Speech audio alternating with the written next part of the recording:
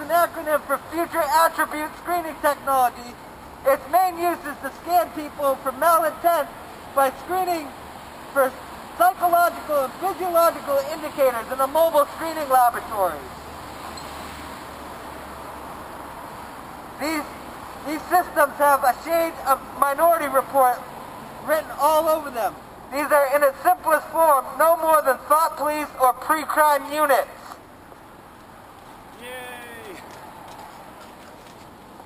Having an iris scan, a fingerprint read, or going through security and having a hand stuck down your pants is enough to raise any person's heart rate or blood pressure, which can give away false reads for these pre-crime units.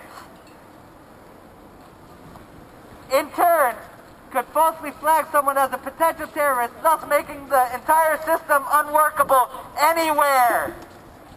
If they're to try to use these systems, we must act accordingly and make sure we take them down legally by contacting our representatives and tell them that you do not want this, you do not condone this. The Department of Homeland Security recently advanced a plan to deploy public safety drones in the skies of America. An action Congress authorized last year called for the deployment of 30,000 surveillance drone vehicles by the year 2020. We are 7 years away from having 30,000 vehicles and unmanned aerial drones in our skies.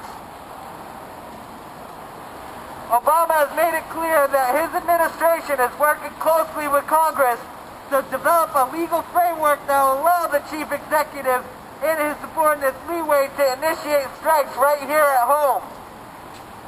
This legal framework is really what they're calling oversight issues. In reality, what they're hoping for is the lack of oversight, period. Just this week, the United States Air Force has unveiled information about micro-aerial vehicles, or MAVs. They have the ability to hover like bees, crawl like bugs, and sneak on unsuspecting targets and neutralize a specific target with lethal precision. They're even capable of shutting down into an efficient battery mode and can conserve energy and have surveillance on a target for weeks on end. Right now, they could be spying on us with these micro drones, and we would never, ever know it. One can only conclude that military and law enforcement drone strikes will soon be business as usual and likely the preferred method for dealing with, as the Patriot Act outlines, those who intimidate or coerce the civilian population or attempt to influence government policy. Pretty much anyone who disagrees with what the government is doing. Under the guise of the National Defense Authorization Act, individuals who have committed no crime can be arrested and incarcerated at the will of the government without proven crime. Indefinitely. And they're doing Indefinitely. it all the time. They're doing it all the time. So tell me, do you guys condone the government spying on you? No! Unfortunately, this is Boston, and we have a police force that passes information on activist identity and so forth on the fusion centers, and from there to basically every agency under the DHS umbrella. They did so with Occupy. Activists are being labeled terrorists by our government for turning up at peaceful events. Privacy is as fundamental in the physical world as it is online, and we should protect it as vigorously as possible.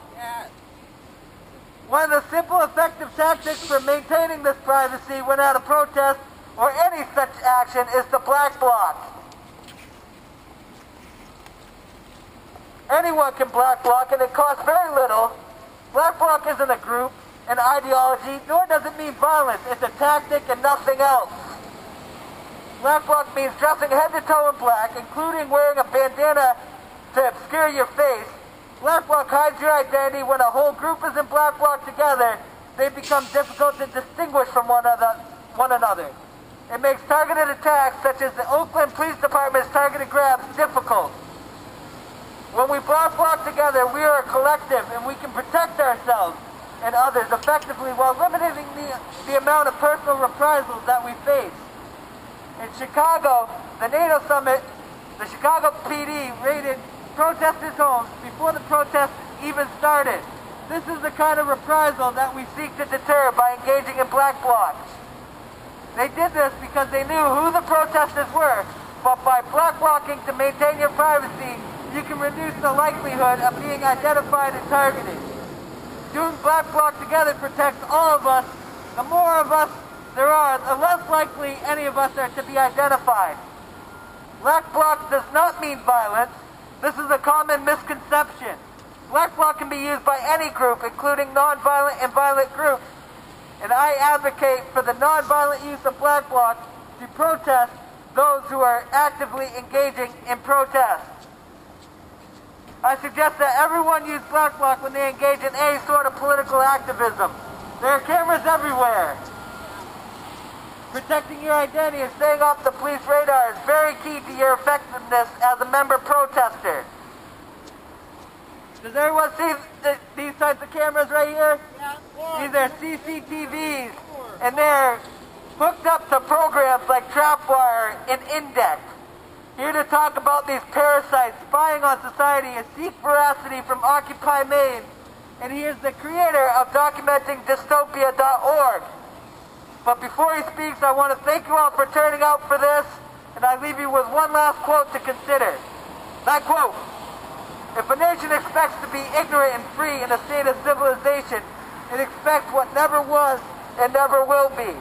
If we are to guard against ignorance and remain free, it is the responsibility of every American to be informed." Thomas Jefferson. Thank you very much for turning out. This is Independence International Day of Privacy. Thank you.